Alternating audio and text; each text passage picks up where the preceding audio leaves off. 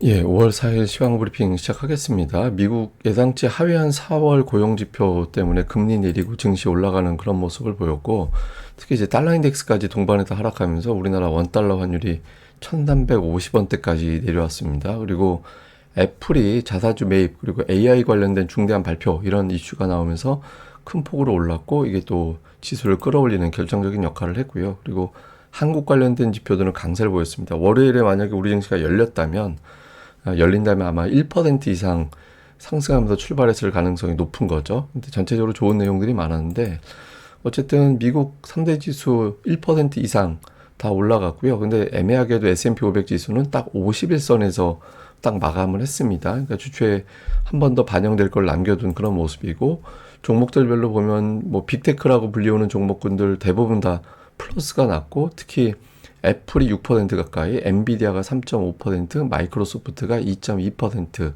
뭐 메타도 한 2% 정도 올라갔고요. 뭐 주요 종목군들 대체로 다 강세를 보이는 이제 그런 모습을 보였고, 이렇게 시장을 끌어올릴 수 있었던 결정적인 계기는 고용 지표였습니다. 4월 고용 지표가 나왔는데 비농업 일자리가 17만 5천 명, 예상치가 24만 정도였는데 더 잘 나왔고, 실업률이 올랐어요. 그러니까 3.9%, 예상이 3.8%였는데 올라갔고, 그리고 시간당 임금, 시간당 임금이 전년 대비 3.9%로 올라갔는데, 어쨌든 전체적인 데이터가 예상했던 것보다 고용이 좀 식었다. 그러면 그렇다고 뭐 고용이 너무 나쁘면 경기 침체 걱정을 하잖아요. 근데 보통 실업률 3%대 시대에 일자리가 10만 명 이상 나오면 그건 잘 나온 거다. 보통 그렇게 표현을 하거든요. 그래서 오늘 나온 수치를 가지고 골디락스였다, 이렇게 이제 표현을 하는 것 같습니다. 골디락스라는 건 너무 뜨겁지도 너무 차지도 않아서 먹기 딱 좋은 상태, 이거를 골디락스라고 하는 거잖아요. 그래서 적당하게 잘 나와서 투자자들이 안도를 한 거죠. 근데 수치가 지난달에 30만이 넘어갔었는데 갑자기 17만 대로 뚝 떨어져가지고, 이게 어떤 변화가 있었나 제가 지난달 거하고 한번 비교를 해봤거든요. 그랬더니 봤더니 정부 부분이 지난달에 7만이 나왔는데 이번 달에 8천으로 떨어졌어요. 예, 그리고 이제 레저와 어떤 접대 부분이 4만 9천이 나왔는데 이번 달에 5천으로 떨어졌고, 벌써 이제 저기서 줄어든 게 10만이 넘게 줄었잖아요. 그래서 어쨌든 줄어들었고, 또 특이했던 건 이번 달에 일자리 중에서 정규직은 늘고 파트타임은 또 줄고 뭐 그런 형태가 나타났거든요. 그래서 굉장히 좀 특이하긴 한데, 어쨌든 정부 부분이 감소하면서 고용 데이터가 이제 내려갔는데 3개월 평균치가 계속 내려가는 추세가 나오고 있거든요. 그래서 그러니까 미국의 고용 시장 자체는 뭐 현재 수준에서 뭐 지그재그 울퉁불퉁하긴 하겠지만 엄청나게 갑자기 뜨거워질 것 같지는 않다. 뭐 한두 달 정도 튀는 수치가 나오긴 하겠지만 전체적으로는 조금 흘러내리는, 예, 그런 방향으로 가는 게 아니냐, 뭐 이런 분석들이 나오고 있습니다. 그래서 이런 고용 지표에 대한 평가들을 좀 보니까 뭐 금리 인하를 다시 테이블로 올리는 계기가 됐다. 그래서 시장은 다시 리스크온이 됐다. 그리고 이제 인플레이션이 다시 부각될 수 있는 상황을 막아줬다, 이런 평가가 있는데, 이제 다만 이제 신중한 분석도 있습니다. 뭐 고용 지표 한번 예상치보다 내려갔다 해서 인플레이션이 꺾인 건 아니다. 아직까지 인플레이션이 높다라는 점에는 변함이 없다. 이런 주장들도 있긴 합니다. 그리고 증권사와 이제 연준 인사들의 어떤 코멘트를 좀 보면, 미셸 보우만은 인플레이션이 아직 높고 이게 지속이 되면 금리 올릴 수도 있다, 이런 취지의 언급을 했고요. 그다음에 오스틴 굴스비 같은 경우는 이번 고용 지표 잘 나왔다, 그래서 이런 지표를 계속 봤으면 좋겠어, 뭐 이런 이제 간단한 코멘트를 했고, 그다음에 JP 모건에서는 이를 계기로 첫 번째 인하는 7월에 할 거다, 이렇게 전망을 했고요. 골드만삭스도 지금 7월과 11월 두 번 인하 예상한다라고 했거든요. 근데 제가 이걸 주간 증시 전망대 시간에 한번 설명을 다시 드릴 건데, 최근에 보면 제가 어제 보여드렸던 그 주거 비용의 추세, 그러니까 주거 비용이 이미 떨어지기 시작하고 있다라는 점이 하나가 있었고, 다음에 이틀 전에 제가 보여드렸던 데이터가 뭐가 있었냐면, 그 클리블랜드 인플레이션 나우캐스팅을 보면 이제 5월에 CPI가 전월 대비 제로로 바뀔 수도 있다. 그러니까 전월 대비 증가한 게 없을 수 있다, 이런 어떤 데이터들이 나오고 있거든요. 그래서 지금 하반기에 금리 인하가 실제로 단행될 수 있을 정도로 지표들이 개선될 가능성이 있다라는 점이 이제 최근에 은근히 올라오고 있습니다. 근데 이거 뭐 그때그때마다 뭐 또 다른 지표 나오면 또 반대쪽 주장이 막 부각이 되고, 최근같이 또 이제 살만하면 또 이런 쪽 부각이 되고, 뭐 그때그때 막 다른 건데, 어쨌든 이번 주 들어서는 5월부터는 데이터, 그러니까 5월 데이터는 6월에 발표되는 거거든요. 그래서 그때 되면 좀 수치가 달라질 것 같은데 이런 분위기도 일부에서는 좀 제기되고 있습니다. 특징적으로는 이제 애플이 오늘 뭐 6%, 어제 시간에가 6.03%였으니까 딱 시간에만큼 올라간 거죠. 그래서 이제 마감이 됐는데 제가 좀 찾아봤거든요. 기사에 나온 것도 있고 제가 직접 또 찾아본 것도 있는데 1,100억 달러 자사주 매입하잖아요. 이게 이제 어느 정도인지 봤더니 그러니까 미국 기업 역사상 최대 규모의 자사주 매입이고 그 S&P 500 기업 중에서 419개 기업이 시가총액이 1,100억 달러가 안 된대요. 예, 그러니까 어마어마한 자사주 매입이죠. 그러니까 뭐 기업 419개를 이제 그 하나하나 다 살 수 있어요. 하여튼 그러고 GDP가 1,100억 달러 이상인 나라가 66개국밖에 없습니다. 전 세계 이제 190개국 정도 되잖아요. 근데 그 중에서 66개국만 GDP가 1,100억 달러고 코스닥 전체 시총의 36%, 그리고 SK 하이닉스와 신한지주의 시총을 더한 게 저 정도 되거든요. 그래서 애플이 뭐 어마어마한 규모의 자사주 매입을 하는 거고 이게 좀 화제가 되는 거고, 그리고 또 일부 기사에서는 그런 것도 있었습니다. 그러니까 최근에 자사주 매입을 비롯해서 주주 환원 정책이 좀 부각이 되는 것 같다. 그래서 이러다가 이제 아마존도 뭐 하는 거 아니냐, 뭐 하여튼 이런 등등의 어떤 보도들이 막 나오고 있거든요. 그래서 최근에 빅테크가 투자도 많이 하면서 이제 주주 환원 정책도 하고 있다라는 점, 이걸 또 주목을 하는 것 같습니다. 그 다음에 이제 ISM 서비스업 지수가 나왔는데, 이거는 52가 예상이었는데 49.4가 나왔어요. 예, 그리고 이제 50 밑으로 내려가면 이거는 이제 수축 국면에 빠져들었다, 이렇게 평가를 하거든요. 그러니까 서비스업 지수라는 건 뭐냐면, 그러니까 이게 뭐 PMI라고 우리가 보통 얘기하는 건데, PMI가 뭐냐면 그 회사의 담당자, 뭐 보통 우리가 구매 담당자라고 표현을 하는데 그 사람들한테 설문을 쫙 돌립니다. 예, 지금의 기업의 상황은 어때요? 앞으로 신규 고용 늘릴 것 같아요? 뭐 제품 구매 비용은 올라가고 있어요? 내려가고 있어요? 향후에 그 기업의 경제 활동은 어떨 것 같아요? 뭐 경제 상황은 어때요? 막 이런 거 쭉 물어봐가지고 수치로 하는 거거든요. 근데 이게 이제 계속 후퇴하고 있어요. 예, 계속 내려오고 있어가지고 제조업에 이어서 서비스업도 좀 낮아지고 있다. 미국 경제가 워낙 강했다가 하도 고금리가 오래 유지가 되니까 이제 조금씩 식는 그런 조짐도 좀 있구나, 이런 점이 다시 한번 또 확인이 된 것 같습니다.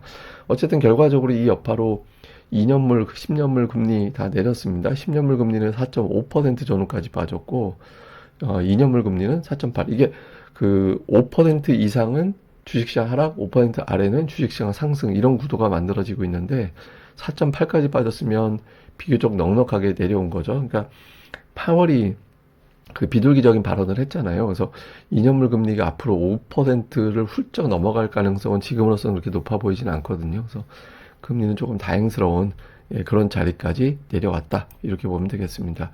뭐 특징주는 뭐 이렇게 대부분 종목이 오늘 뭐 하락한 업종이 별로 없어서 이제 뭐 반도체 지수가 오늘 2.4% 정도 올라갔는데, 제가 이걸 보여드리는 이유는 51선 돌파가 아직 안 됐어요. 이걸 넘어가야 이제 추세가 바뀌었구나. 지금 S&P 500 지수가 51선에서 딱 오늘 마감이 됐고 반도체 지수는 아직 51선 아래에 있거든요.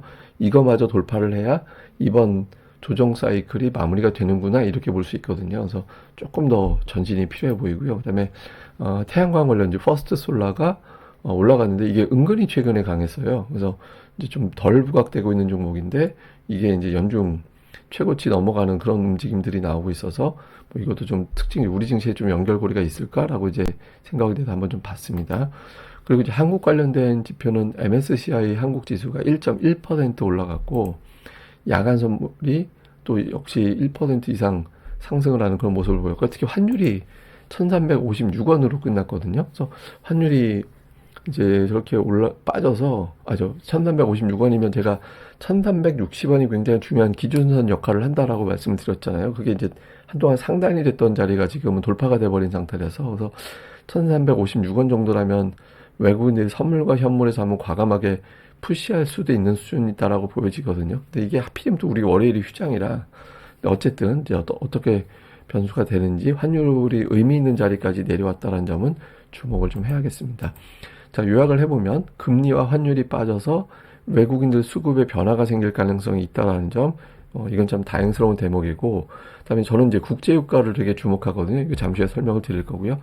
그리고 이제 금리 민감주, 네, 금리가 내려갔을 때 보통 이제 우리 뭐 경기 민감주, 뭐 대형주, 수출주, 그러니까 이런 종목군들의 움직임이 좀 변화가 생길 수 있거든요. 그래서 주초에 외국인 투자들의 강한 매수가 붙어지는지 이거 볼 필요가 있고, 특히 이제 선물 매도가 충분히 풀리지 않아서 지수가 올라갈 때 좀 시원스럽게 올라가지 못하고 좀 발목이 잡히는, 예, 그런 측면이 좀 있었거든요. 근데 환율이 빠지면서 외국인들의 선물 매도, 선물이라는 건 이런 거죠. 뭐 앞으로 지수가 내려갈 것 같아 라고 생각을 하고 엄청나게 베팅을 지금 해놓은 상태잖아요.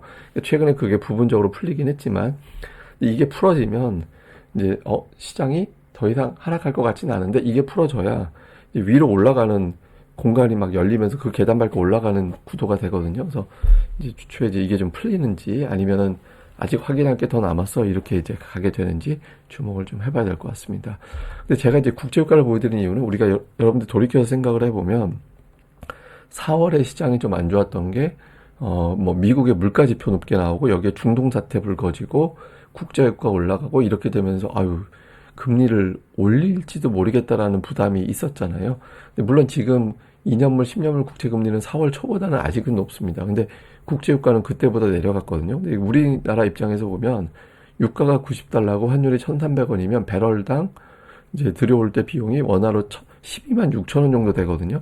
근데 지금 오늘로 보면 78달러에 1,350원 환율이 되면 저게 10만 5,300원으로 내려가게 되잖아요. 그러니까 유가도 빠지고 환율도 내려가면 우리 입장에서는 원유 도입 비용이 내려가기 때문에, 그럼 우리는 나가는 돈보다 수출 반도체로 팔아서 벌어들이는 돈이 최근에 좀 늘어나고 있으니까, 우리나라에 달러가 더 많이 들어오는구나. 환율을 더 밀어내리게 되고, 그러면 이제 외국인들이 환차익 기회도 생기네? 라고 하면서, 제가 이제 환차익 부분은 전망대 시간에 말씀드릴 겁니다. 나중에 또 좋아지게 되거든요. 그래서 이런 구도가 만들어지는 건 좋은데, 오늘 하루 지표 가지고는 모르죠. 뭐 이제 고용 지표 하나 가지고는 우리가 알 수는 없고, 이제 더 앞으로 다음 주에 이제 유가가 좀 더 안정이 되고 환율 달러 인덱스가 조금만 더 흘러내린다라면 이제 분위기가 더 좋아질 수는 있겠죠. 이거, 그리고 또 하나는 미국 시각으로 보면 유가가 빠지면 미국의 강달러가 필요 없어질 수도 있거든요. 아니 뭐 제가 이제 극단적으로 필요 없다라고 표현을 하는 건데, 근데 어쨌든